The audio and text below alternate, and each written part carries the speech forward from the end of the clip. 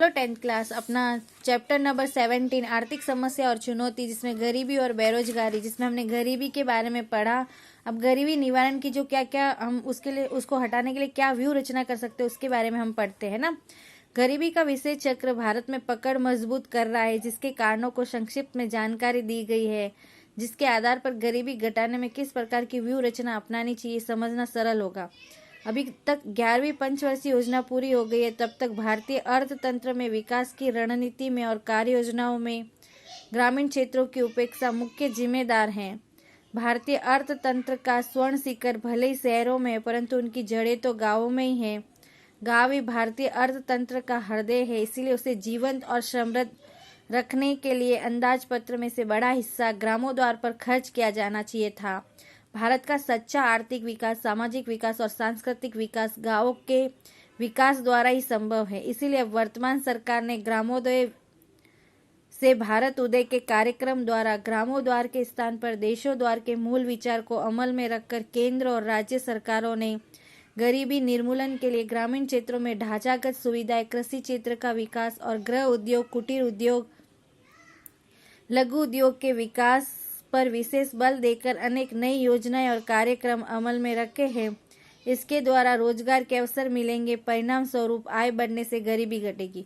मतलब कुल मिला के इसमें ये कहा गया कि भारत में गरीबी हटाने के लिए सबसे पहले गांवों का विकास करना, क्योंकि जो पहले गांव का विकास होगा तो ही हम पूरे देश का विकास कर पाएंगे। जो सारी योजनाएं हैं वो गांवों को ध्यान में रखकर ही बनाएंगे ताकि वो विकास अच्छे से हो सके। अब पहला पॉइंट, आजादी के बाद के वर्षों में आयोजन में गरीबी हटाओ के सूत्र के साथ जिस किसी भी सरकार ने बड़े स्तर के और भारी तथा चाबी रूप उद्योगों के विकास पर विशेष ध्यान दिया है, उनके विकास के लिए अनेक प्रोत्साहन दिए, जिसके कारण शहर विकसित हुए और दूसरी तरफ ग्रामीण क्षेत्रों में हरियाली क्रांति के लक्ष्य के साथ जमीन सुधार कानून धारा के कार्यक्रमों के अमल से कृषि क्षेत्र का विकास साधकर देश में उत्पादन में वृद्धि होगी।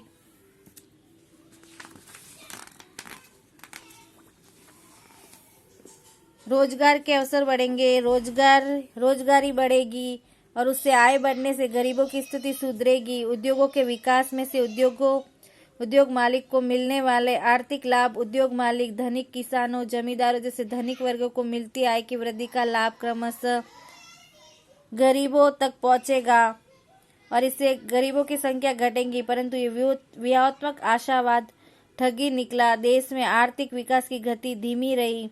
मंद आर्थिक विकास के साथ आय का अन्याय और असमान वितरण की गति धीमी रही।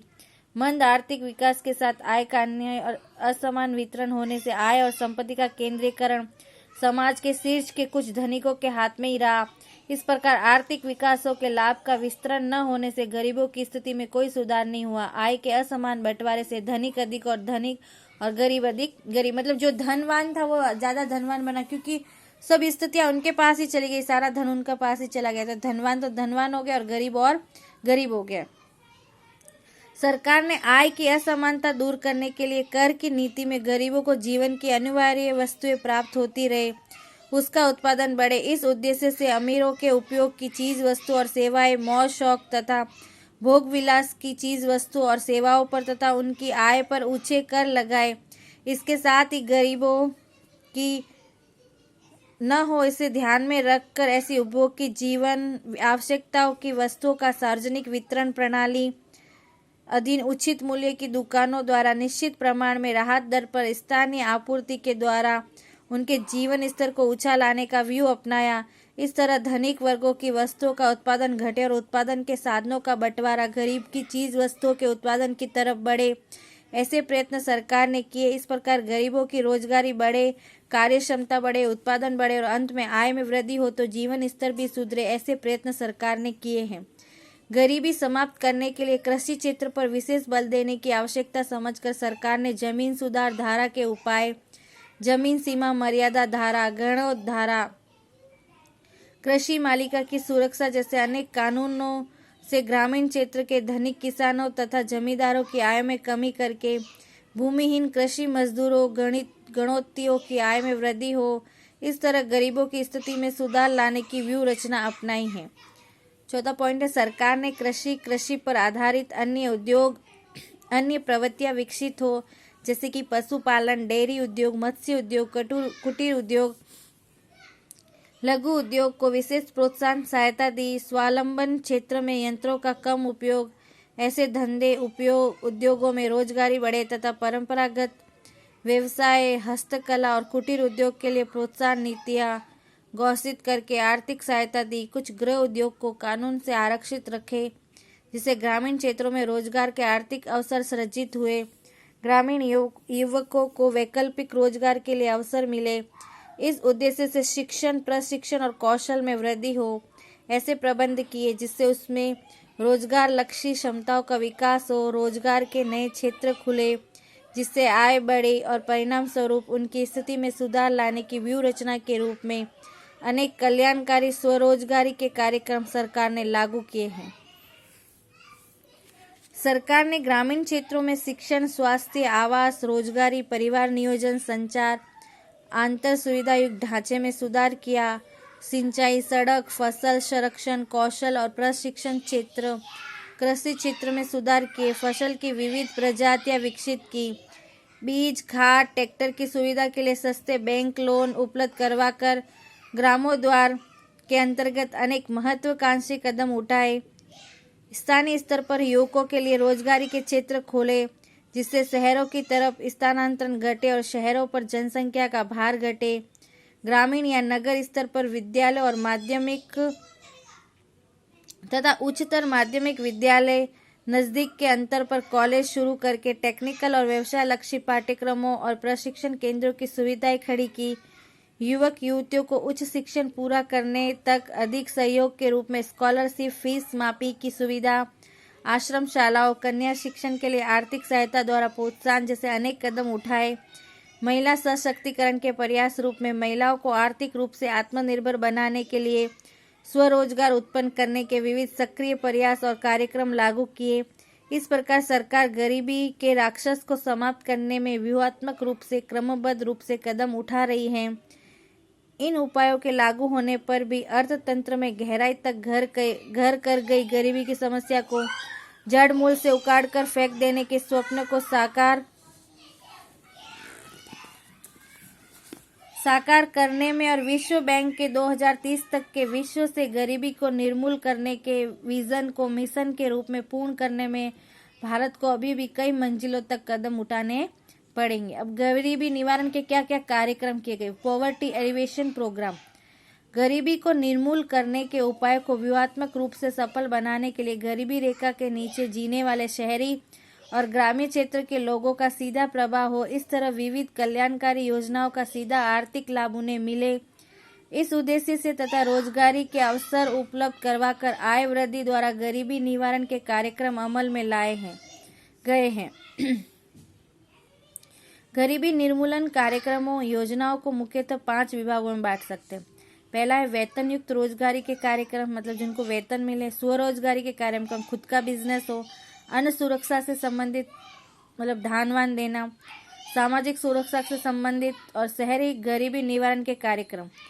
वर्तमान में इन 5 क्षेत्रों में अनेक क्रमबद्ध कार्यक्रम अमल में है, परंतु उनमें से मुख्य कार्यक्रम और योजनाओं के निम्नानुसार संकलित और सर्वग्राही चर्चा करेंगे। पहला है कृषि विकास, सिंचाई, सड़क, फसल संरक्षण, सेंद्रीय कृषि और खेत उत्पादों की बिक्री जैसे क्षेत्रों में नीचे की योजनाओं में दर्शाए कार्यों में जुड़कर रोजगारी प्राप्त कर सके, जिनमें से सीधी आय प्राप्त हो और गरीबों की स्थिति सुधरे, ये मुख्य उद्देश्य है। पहली है प्रधानमंत्री कृषि सिंचाई योजना। राष्ट्रीय कृषि योजना के अधीन कृषि की वृद्धि दर बढ़े, कृषि से संलग्न विभाग विकसित करना, सिंचाई की सुविधाओं में वृद्धि करना, जमीन को सिंचाई के अंतर्गत लाना, टपक पद्धति से सिंचाई करना, प्रत्येक खेत को पानी मिले जिससे जल संकट दूर करने के छोटे बड़े मध्यम कद के चेक डैम खड़े करना। ऐसे अनेक उपाय करके किसानों को कृषि के खतरे और कर्ज से बचाने तथा रोजगारी द्वारा आय पूर्ति से गरीबी से बाहर निकलने का प्रयत्न है। दूसरा है प्रधानमंत्री फसल बीमा योजना। इस अंतर्गत खेत सुरक्षा बीमा योजना को अधिक सुगठित करके प्राकृतिक आपदाओं से किसानों को होने वाले नुकसान से आर्थिक सहारा देने की सहायता करना, समर्थन भाव से कपास की खरीदी में बोनस और फसल के नुकसान में हर्जाना देना शुरू किया है। भावों की स्थिरता के लिए क्षति मुक्त कृषि मूल्य आयोग की रचना की है। थर्ड है राष्ट्रीय पेयजल कार्यक्रम। इसके अध्ययन प्रत्येक खेत को पानी, उपयोगी नहरों का ढांचा सुधारना, मिट्टी के कटाव को रोकना, अनुसूचित जनजाति के किसानों को नए ट्यूबवेल, क्षार प्रवेश नियंत्रण जैसे कार्यक्रम अमल में रखे तथा तालाबों की खुदाई, वाटरशेड विकास, टांकी निर्माण, वर्षा के जल का संग्रह, वृक्षारोपण, नहर की लाइनिंग बनाना, पेड़ पौधे लगाना जैसे नवीनीकरण और चेक डैम का पुनरोद्धार करना, रोजगार लक्ष्य कार्यक्रम अमल में रखकर ग्रामीण क्षेत्रों में कृषि पर आधारित गरीब परिवारों को गरीबी से बाहर निकालने के लिए कुछ आर्थिक सहारा रूपी सहायता की है। फोर्थ नंबर है राज्य सरकार ने भी कृषि क्षेत्र में लाभदायक योजनाओं में खरीफ की फसल के लिए काफी कम ब्याज दर पर बैंक द्वारा कर्ज देना, पशुपालन के लिए खाद के संग्रह के लिए सुविधा उपलब्ध करवाई और केंद्र सरकार के सिंचाई के कार्यक्रमों में भी राज्य सरकार ने ठोस कदम उठाए हैं। गुजरात सरकार ने गरीबी निवारण के उपाय हाथ में लिए, जिसके अंतर्गत राज्य सरकार द्वारा पिछले दशक से गरीब कल्याण मेले आयोजित कर गरीबों को स्वावलंबन के लिए आवश्यक सहायता दी जाती। ई-नाम योजना। इस योजना के अंतर्गत किसानों के लिए राष्ट्रीय बाजार खड़ा किया गया, जिसमें किसान ऑनलाइन अपने उत्पादनों को सूचीबद्ध करा सकते हैं। व्यापारी किसी भी जगह से उस उत्पादन की बोली लगा सकते हैं। बिचौलियों दलालों से होते नुकसान से किसानों को बचाकर अधिक भाव रूपी मूल्य मिले और स्पर्धा से अधिक लाभ प्राप्त करे, ये इस योजना का उद्देश्य है।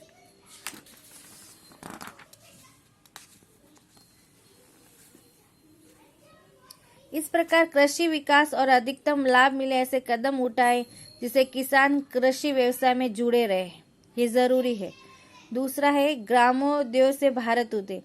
जैसे कार्यक्रमों के माध्यम से किसान लक्षी योजनाओं में वन्य प्राणियों से होने वाले नुकसान प्राप्त फसलों की रक्षा करने के लिए, तार की बाड़ लगाने के लिए आर्थिक मदद, कमी या अकाल के समय पशुधन की सुरक्षा के लिए घास उत्पादन और पशु शेल्टर बांधने के लिए मदद, अत्याधुनिक सैटेलाइट या ड्रोन टेक्निक से बरसात की आगाही और खनिज क्षेत्र संशोधन, जमीन का सर्वे करके रिकॉर्ड रखकर कृषि में यंत्रीकरण के लिए ट्रैक्टर तथा मिनी ट्रैक्टर की खरीदी में कम ब्याज दर पर लोन और सब्सिडी के रूप में मदद, पानी की टंकियों के निर्माण में मदद, बागायती फसलों की गुणवत्ता सुधारना, कृषि ऋण मंडली में कंप्यूटराइजेशन, कपास दलहन मसालों के उत्पादन के लिए नई टेस्टिंग लेबोरेटरी स्थापित करना, उचित मूल्य मिलते रहे ऐसे प्रबंध, जल संग्रह के लिए जलाशय में से काप निकालकर गहरा करना, बड़े करने, खेत तालाबों का निर्माण, जलाशयों की नहरों और नालों की सफाई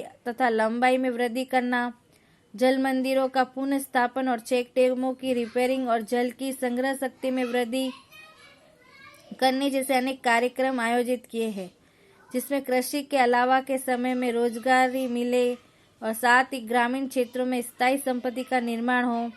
इस तरह किसानों को कर्ज से उबारने के प्रयत्न के रूप में विविध प्रकार की मदद करने के प्रयत्न केंद्र और राज्य सरकार ने इस योजना में किए हैं। थर्ड है दीनदयाल उपाध्याय ग्राम ज्योति योजना।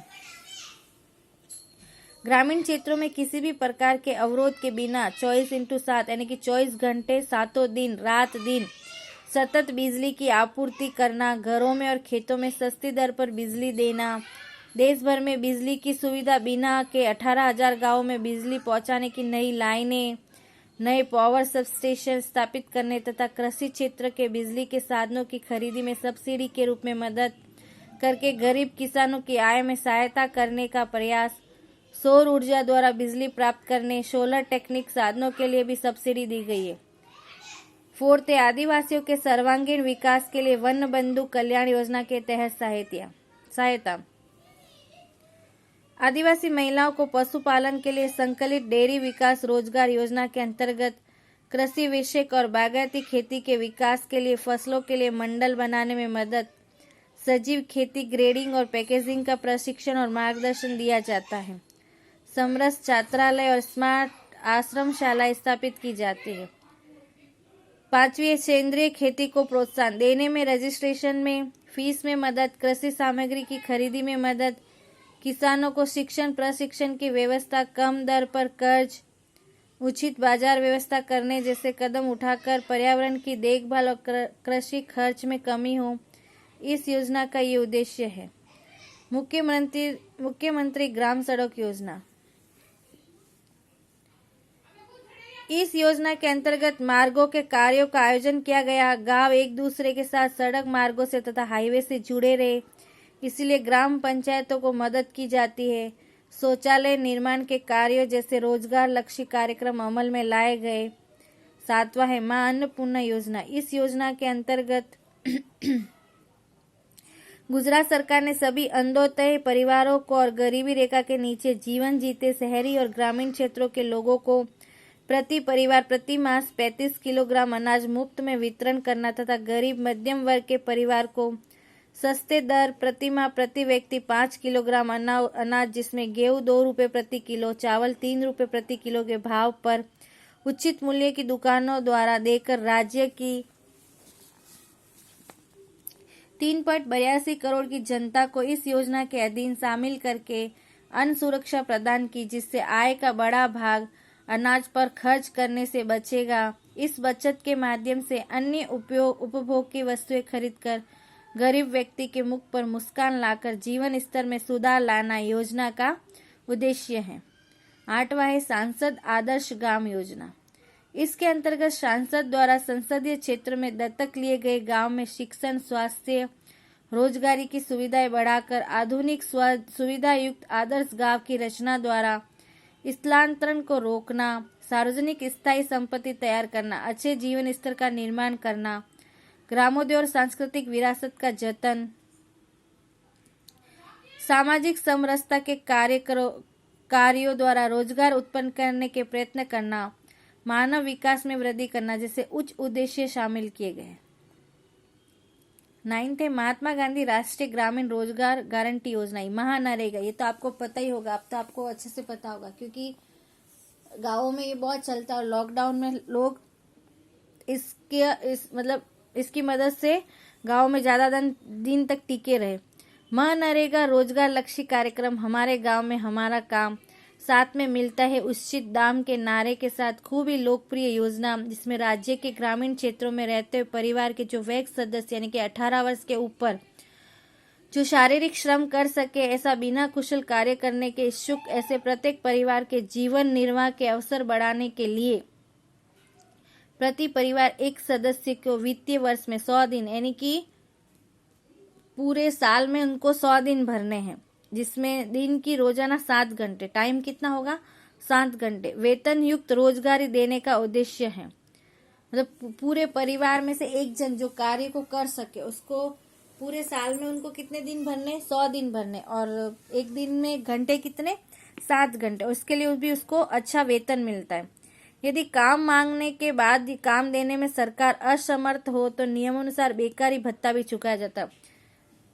यदि हमारे गांव में इस टाइप का कोई काम नहीं है तो हम सरकार से बोल सकते हैं, फिर वो हमें हमारा बेकारी भत्ता भी मतलब कुछ रुपए फिक्स किए होते हैं वो भी हमें देते हैं।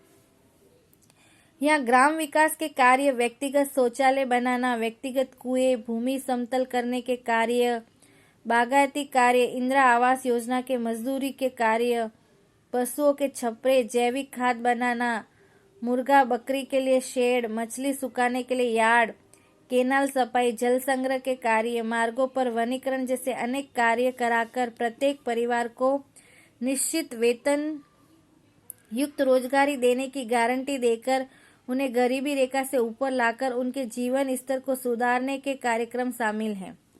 मिशन मंगलम, इसके अंतर्गत राज्य सरकार गरीबी रेखा के नीचे जीवन जीने वाले परिवारों के महिलाओं को सखी मंडलों या स्वयं सहायता समूह से जोड़कर कौशल वर्धक प्रशिक्षण देकर पापड़, अचार, अगरबत्ती जैसे गृह उद्योगों के विकास के माध्यम द्वारा रोजगारी आजीविका उपलब्ध करवाकर गरीबी रेखा के ऊपर लाती है।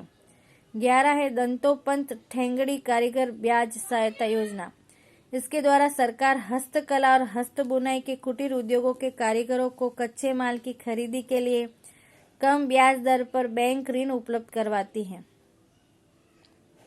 12 है ज्योति ग्रामोद्योग विकास योजना। इस योजना में ग्रामीण क्षेत्रों में आय और उद्योगों की साहसिकता के लिए बेरोजगार को ग्राम क्षेत्रों में उद्योग स्थापित करने हेतु प्लांट, यंत्र सामग्री, बिजली, जमीन आदि के लिए आर्थिक मदद, सब्सिडी देकर स्वरोजगारी के अवसर खड़े करने का उद्देश्य है। स्टार्टअप इंडिया में नए विचारों के साथ रोजगार, युवा उद्योग साहसिकों को प्रशिक्षण, मुफ्त बिजली, जमीन और आर्थिक सहायता दी जाती है। 13 है वाजपेयी बैंकबल योजना। शहरी और ग्रामीण बेरोजगारों को जिनकी उम्र 18 से 65 वर्ष है और कक्षा 4 पास हो, उन्हें प्रशिक्षण देकर उद्योगों के लिए परंपरागत कारीगरों को धंधे के लिए नियत रकम कर्ज देकर स्वरोजगारी के कार्यक्रम को अमल में लाना है। 14 है एग्रो बिजनेस पॉलिसी 2016। राज्य सरकार ने प्रोसेस्ड फूड प्रोडक्ट के निर्यात में सहायता एग्रो फूड प्रोसेसिंग यूनिट स्थापित कर 10 लाख लोगों को रोजगारी देने की योजना लागू की गई है, जिसके द्वारा गरीबी में कमी हो सकती है। मतलब ये 2016 में ये योजना लागू की गई, लेकिन अभी तक हुआ नहीं है। ऐसा होगा तो कितने लाख लोगों को रोजगार मिलेगा? 10 लाख लोगों को। इससे गरीबी दूर करने में कुछ तो सहायता मिलेगी। ठीक है, आज अपन यहीं तक पढ़ते हैं, कल फिर हम पढ़ेंगे बेरोजगारी। Okay, thank you.